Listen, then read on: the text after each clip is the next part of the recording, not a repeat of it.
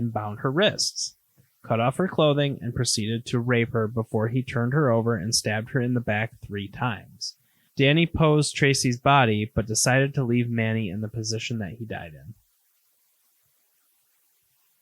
I am literally on the edge of my seat. I am mouth breathing into this microphone. Don't do it. Because I'm like, oh my God. Like, oh my God.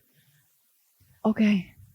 With the exception of Manny, all of Danny's victims were reported to be, quote, petite white brunettes with brown eyes. Oh, okay, Sydney. You? Why the fuck would you say something like that? Petite white brunettes with brown eyes. I hate you. Don't ever put me on the unsubs list of potential victims ever again. Why did I say that like Aaron Hotch? Like, let me just break out the unsub. Like, but they all bore resemblance to his mother. We got mommy issues. No shit. I could have told you that in the first paragraph of this. Initially, the police had very few leads, but did end up arresting a university student by the name of Edward Humphrey, who had a history of mental illness. Wow, that's kind of sad. Target the mentally ill kid. Yeah. He was arrested after getting into a physical altercation with his grandmother and was held for 5 months, but was eventually let go after a jury refused to indict him due to insufficient evidence. Thank God. He was not officially cleared in the public eye, though. No, that's the unfortunate, until after Danny was arrested.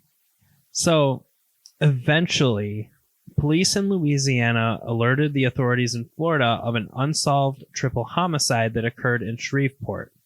Detectives concluded that there were many similarities between the case in Louisiana and the Gainesville murders and believed both cases to be linked. The 3 victims in Shreveport were a 55-year-old by the name of William Grissom, his 24-year-old daughter Julie, and his 8-year-old grandson Sean. It was reported that the family had been attacked in their own home as they were settling in for dinner. When detectives discovered the bodies, Julie's was mutilated, cleaned, and posed like the victims in Gainesville. And we will be right back. And we are back. So, an investigator on the case with the Florida Department of Law Enforcement, Don Maines, traveled to Shreveport in November of 1990 because of the similarities between the Shreveport and Gainesville murders. The similarities that they were working off of were the posing of the corpses, tape residue on the victims' bodies, and vinegar which was used to clean off the bodies. Police stated they also tested the blood of the person responsible.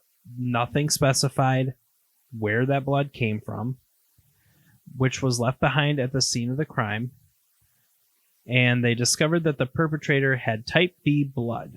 He would go on to call the match to the murders in Gainesville a revelation. You're giving me a look. I'm stuck on the vinegar. Yeah, he used it to clean the bodies. I don't know. So that really threw me off. Like, are you I don't know why I'm so hung up on this, but my brain wants to know, are you carrying like gallon jugs of fucking vinegar with you to like, well, gotta go commit a murder. Better go to the local grocery, go to the Piggly Wiggly, pick me up some white vinegar. So shortly after his trip, a tip was called into, here's a throwback, Crime Stoppers. Holy shit. By a woman by the name of Cindy. I don't know how to pronounce her name. I'm not going to spell it. I'm just going to call her Cindy. Lauper. She will go with that. I don't, because I don't want to drag Cindy Lauper into this. That woman doesn't deserve it. She reported that Danny Rolling may be connected to both the Shreveport and the Gainesville murders. 3 months earlier, in August of 1990, Cindy heard a news report about a string of murders as she traveled through the Florida Panhandle. This report made her think about Rolling, whom she met at her Louisiana hometown church, and his possible link to these 3 other Shreveport murders. Rolling had said deeply disturbing things to both her and her then-husband, Stephen Dobbin. Quote, he'd come over every night for a while, and then one night, Stephen came in, and he goes, he's got to go, Cindy said. She also said that Dobbin told her that Rolling had told him he had a problem. Quote, I said, what kind of problem? End quote. Cindy said that Stephen said, quote, he likes to stick knives into people, end quote. Wow. What a casual fucking Right. admission. Like, Right? oh man, I got this problem. Normal Yeah. people are like, oh, you got a foot fungus? We're like, let's go to the pharmacy. Let's check that shit out. No, I like putting knives in people. I'd be like, you can get the fuck off my property. Yeah. Cindy said she dismissed these comments when she heard about them because she didn't want to believe Rowling could be responsible for the murders in Shreveport. Fuck that. Yeah. Fuck that. I'm going to hit her in the mouth. First of all, if someone came up to me and was like, hey man, that Zach said something weird, I'd be like, yep, okay. I'm calling Crime Stoppers. I believe it. Like, Freaking Crime Stoppers, man. I just threw that out there because you just said it. But like, I trust my friends with our lives and our children, but the minute someone comes to me with some short sort of like thing like that, I'm going to be like, well, that's a very serious accusation to just throw around willy-nilly. Yeah. Danny had also told her, quote, one day I'm going to leave this town and I'm going to go where the girls are beautiful and I can just lay in the sun and watch beautiful women all day. So what you mean to say is he said, take me down to Paradise City where the grass is green and the girls are pretty. Exactly. That's what I was just thinking. Were you really? Yeah. Fucking want a divorce. So I want my own goddamn brain space back. So news of the Gainesville murders haunted Cindy, so she finally contacted police in November based on her hunch about Rowling's connection to the murders in both cities, saying, quote, it would not let me rest. One day I picked up the phone, I called Crime Stoppers, and I said, I think there's one guy y'all need to investigate. Danny Rowling. Y'all. Yeah. I say y'all all the time. I know. So investigators immediately responded to the tip and found Danny, who had been arrested on September 7th, 1990, for robbery of a supermarket in Ocala. The robbery had been committed 10 days after the bodies of Tracy and Manny were found.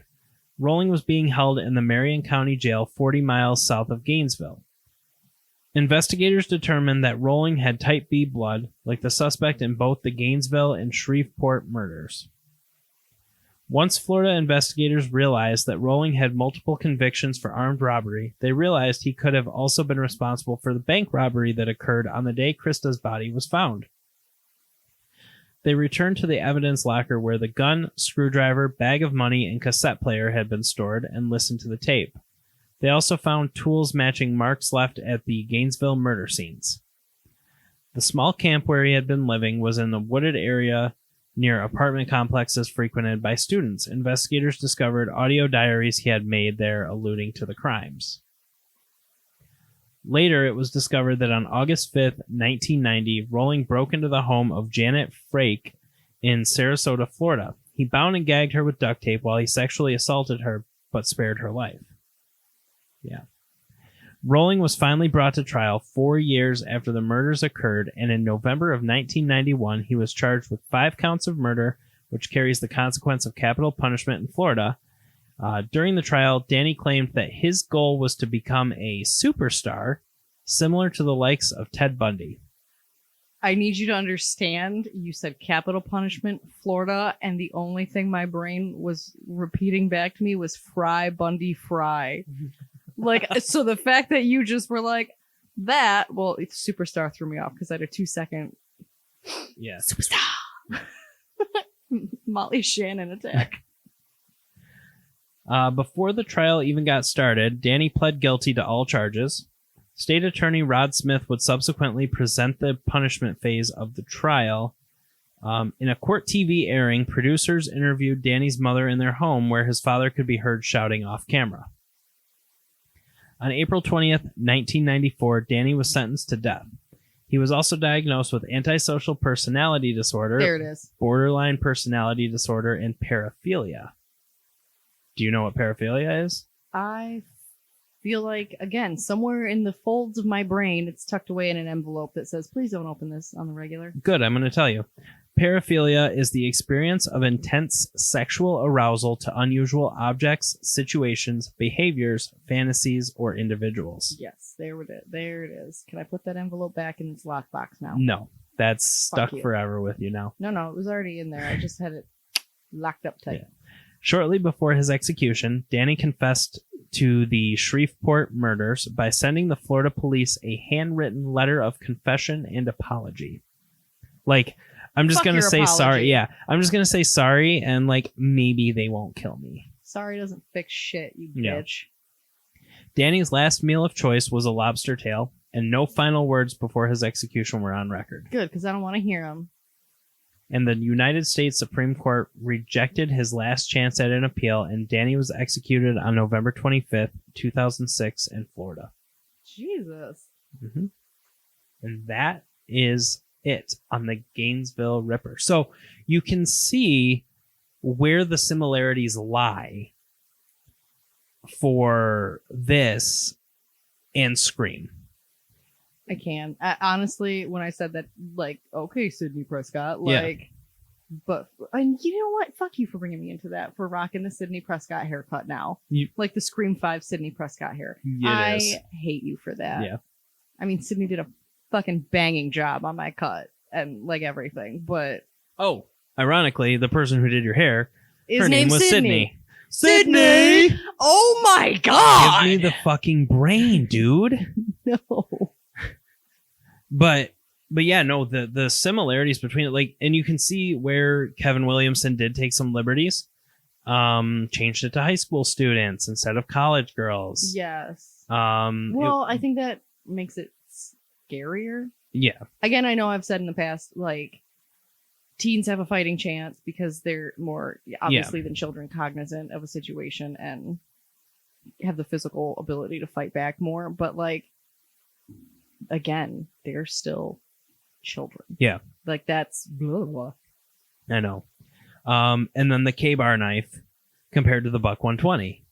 They're stupid eerily, having physically put my eyes on it now. Yeah. They're stupid eerily similar. Yeah. The difference is, well, particularly the one that you showed me, the handle style. The handle style, the blade style smooth. is it's a grip handle, and the blade was black. The blade was black, but similar shape. So and length, honestly. Yeah. And of course, in the movies, it's not just females that die, it's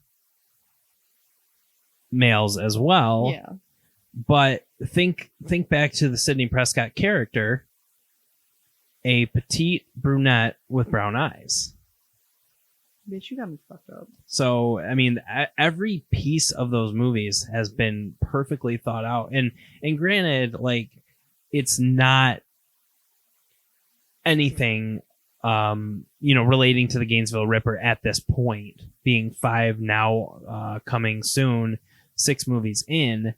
But what do you want a fucking sponsorship from Kevin now too? Yeah, maybe. Yeah, maybe. I mean, he didn't write 5 and 6, but or 7, because 7 is coming too. No, yeah. Really? Yeah, it was the Scream that came out this year. It was part of a new trilogy. Yep, and 7 is supposed to wrap up the whole story. Somehow. Yeah, but Saw 10 was supposed to wrap up Spiral, and now I'm putting my tinfoil hat on. Saw 10, no. Saw 10's coming out of the original series. Oh, I'm sorry. You're right. I did just text you about Saw 10. Not the original, so we got Saw 10 one coming. was supposed to. It was supposed to. But there's so much they can do with those, and they're just going to keep capitalizing on it. But, 10 is back to the original, and then you got the Book of Saw that we were just talking about. I'm sorry. Through Spiral. I'm so much more excited for the Book of Saw through Spiral because how amazing he took that and did with that. Yeah. But, I'm still excited because I love those movies. But I'm still upset because I literally made a reference to that the other day and I said, it's Spiral. It makes sense. And I was like, whoa, I gotta watch myself. Yeah. Oh, no. But can we talk about something? That's kind of our job. Yeah. His last meal choice, perfect. Well, lobster unless it was tail. me cooking that lobster. Listen, I'm a fucking great cook. Mm-hmm. I can't cook a lobster to save my damn life. Yeah. You know what's funny? I was hiding. Trying to cook lobster? Well, yeah. I was hiding this text from you last week. Cody texted me. He goes, I cannot believe you guys have not done the Gainesville Ripper yet. He goes, it's literally what Scream is based on. Dude, and it's your favorite movie. Do you know what one of my favorite highlights of the week when episodes drop is is getting these random texts and phone calls from Cody being like, wait up,